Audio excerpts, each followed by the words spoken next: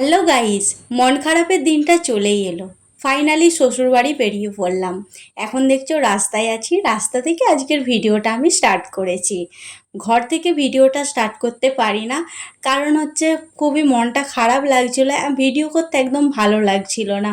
মায়েরও মন খারাপ, বাবার আর আমার তো খুবই মন খারাপ। কদিন বেশ কাটছিল, ভালোই কাটছিল।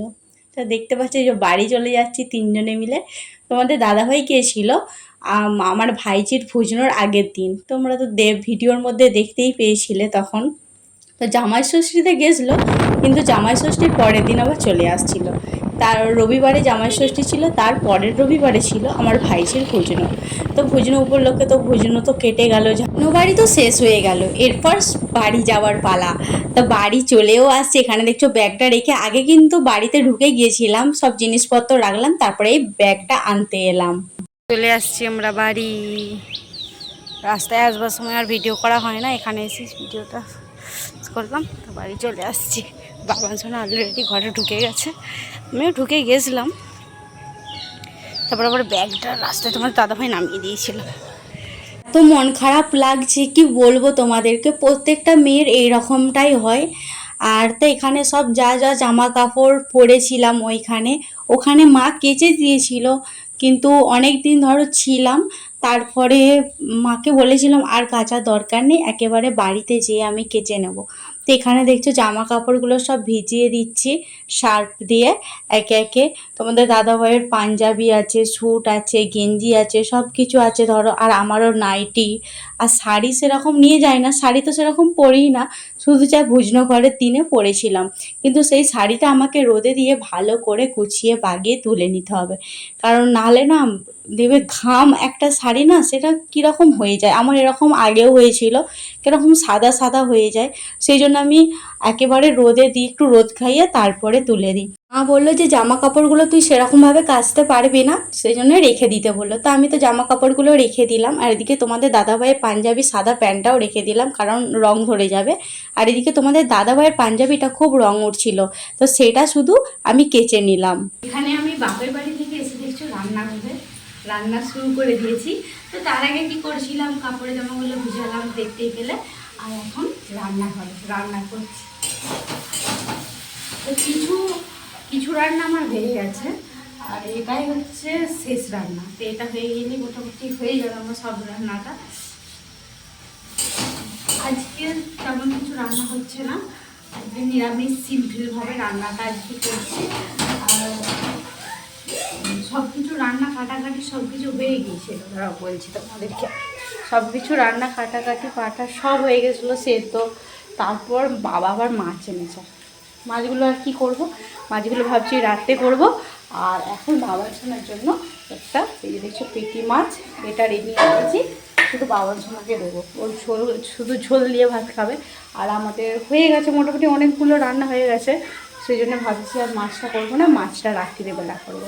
তো রাত্রিবেলা কিন্তু তোমরা অবশ্যই দেখতে পাবে। তো চলো কী কী রান্না করছি, ও চলো কী রান্না করি সেটা তো তোমাদেরকে দেখানোই হলো না। সবটা রান্না তোমাদের সাথে শেয়ার করবো। আর এখন দেখছো ঢেঁড়স আলু দিয়ে একটা তরকারি বানাচ্ছি, সেটা এখন ভাজা চলছে, সেটাই তোমাদেরকে দেখালাম। বাড়ি থেকে এসেও দেখছো নিস্তার নেই। তো এটা কোথার কথা, নিজের বাড়ির কাজ তো নিজেকেই করতে হবে, তাই না? তো এটা অনেকে দেয় না যে বাপের বাড়ি থেকে এসেও শান্তি নেই যাকে বলে। তো যাই হোক, আমার কেন শান্তি নেই কারণ জানো? কারণ হচ্ছে বাবান সোনাকে দেখতে হচ্ছে। কারণ বাবান সোনাকে যে কেউ একজন দেখতে হবে, আর একজনকে রান্না করতে হবে। তা আমি তো মাকে সবসময় বলি, মা আপনি বাবান সোনাকে দেখুন, আমি সব বাড়ির রান্না করব। আমার কমপ্লিট হয়ে গেছে।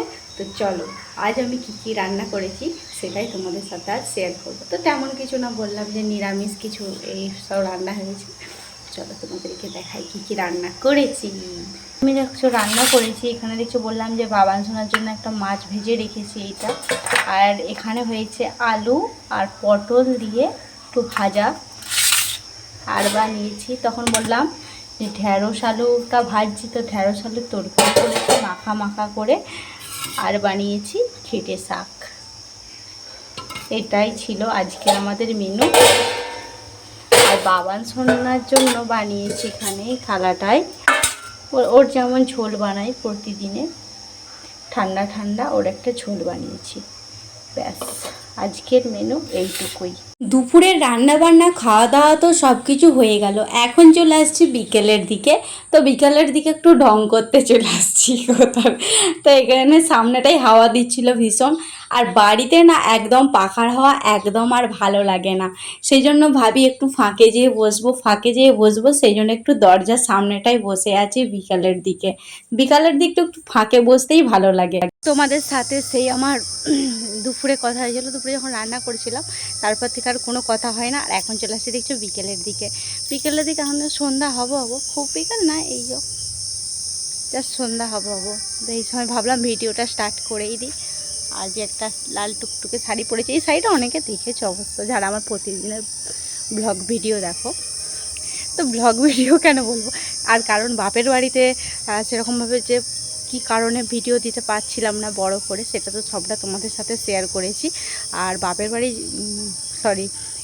শ্বশুরবাড়ি চলে আসছি, এরপর থেকে আমি একটু লং ভিডিও দেওয়ার তোমাদেরকে চেষ্টা করব। অবশ্যই কিন্তু তোমরা চোখ রেখো আমার ভিডিওর মধ্যে, আর পারলে আমার চ্যানেলটিকে তোমরা সাবস্ক্রাইব করো, অবশ্যই সাবস্ক্রাইব করো। যারা নতুন আছো তারা কিন্তু অবশ্যই করো, আর যারা পুরনো আছো বা এখনও দেখো ভিডিও, তারা কিন্তু প্রত্যেকটা ভিডিও দেখো, কেউ মিস করে যেও না, অবশ্যই তোমাদের খুব ভালো লাগবে। এখন চলে আসছি রান্নাঘরে আসছি রান্না করতে। তখন তোমাদেরকে বললাম, দাঁড়াও ক্যামেরাটা ঠিক করি, তখন তোমাদেরকে বলেছিলাম যে রাতের বেলা রান্না হবে। তো বিকেলবেলা কথা হয়েছিল, কিন্তু বিকেলবেলা বলি না। দাঁড়াও, এখানে আমার তেলটা হয়ে গেছে। তোমাদেরকে দুপুরবেলা বলেছিলাম যে মাছের ঝোল বানাবো, কারণ বাবা তো দেরি করে মাছটা এনেছিল, তোমাদেরকে বলেছিলাম সেটাই। এই যে দেখছো মাছ, চলো মাছগুলো ভেজে নিই।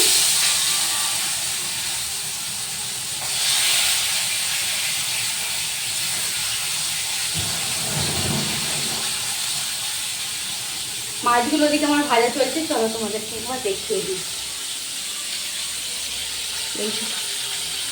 মাছ ভাজা হচ্ছে, আর ওইদিকে দেখছো একটা লেজা আছে, আর লেজাটা তো আমি খেতে ভালোবাসি, মাছের লেজা আমার তো প্রিয় মাছ।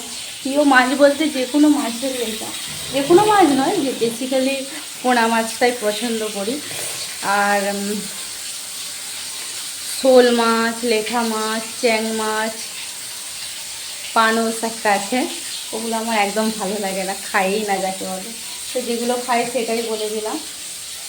আর মাছের লেজা হচ্ছে সবথেকে বেস্ট আমার খাবার মাছের মধ্যে আর কি। আজকে কী তরকারি বানাবো সেটা চলো তোমাদেরকে দেখিয়ে দিই। আপাতত তোমরা জেনে গেছো, কিন্তু তবুও একবার দেখিয়ে দিই চলো। এখানে দেখছি আমার পটলগুলো ভাজা করে নিয়েছি, আর এখানে আমি আলু সেদ্ধ করে নিয়েছি। আলুগুলোকে একটু আমি হালকা করে ফ্রাই করে নেব। আর এখানে হচ্ছে আমার মাছ ভাজা, তখন তোমাদেরকে দেখালাম মাছটাকে ভাজা হচ্ছে, তো উল্টে দেবো। আর এখানে দেখছি যে লেজাটা আছে আমার জন্য, আর দেখছি এখানে ঝোল বানানোর জন্য নিয়ে নিয়েছি। এটা হচ্ছে শুকনো লঙ্কা বাটা, এটা হচ্ছে আদা বাটা, আর এটা নিয়েছি 2 পিস টমেটো, আর এখানে আছে দেখছো পেঁয়াজ কুচি আর রসুন কুচি। ব্যাস এইটুকু দিয়ে আজকে মাছের ঝোলটা বানিয়ে ফেলবো, পটল আলু মাছ দিয়ে। চলো দেখতে থাকো তোমরা ভিডিওটা। আলু সেদ্ধ পটল ভাজা আমার তো রেডি, আর এদিকে মাছটাও ভেজে নিয়েছি। আর এখানে আমি পটল আলু সব কষাচ্ছিলাম ভালো করে দেখবে মশলা কষালে না, মানে আলু পটল ভালো করে, যে রান্নাটা করছি যে কোনো রান্না ভালো করে কষানো হয়ে গেলে না খুব দারুণ লাগে, অনেকক্ষণ ধরে ধরো কষাও। আর এখানে আমি দিয়ে দিচ্ছি গরম জল। আর আমি রান্না করলে সব সময় গরম জলটাই ব্যবহার করি, কারণ গরম জল দিলে তরকারির স্বাদটাই আলাদা আসে। তাই কাঁচা জল ঢাললে সেরকমভাবে স্বাদ আমার মনে হয় পাওয়া যায় না। তারপরে যারা দাও তাদের ব্যাপার, কিন্তু আমি সবসময় গরম জল ইউজ করি। গরম জলটা দেওয়াটা সত্যিই ভালো, তোমরা দিয়ে দেখো। তো ভিডিওটা আমার এই পর্যন্তই, ভালো লাগলে অবশ্যই লাইক কমেন্ট শেয়ার করো, আর পারলে আমার চ্যানেলটি তোমরা সাবস্ক্রাইব করো। ভিডিওটা এই পর্যন্ত।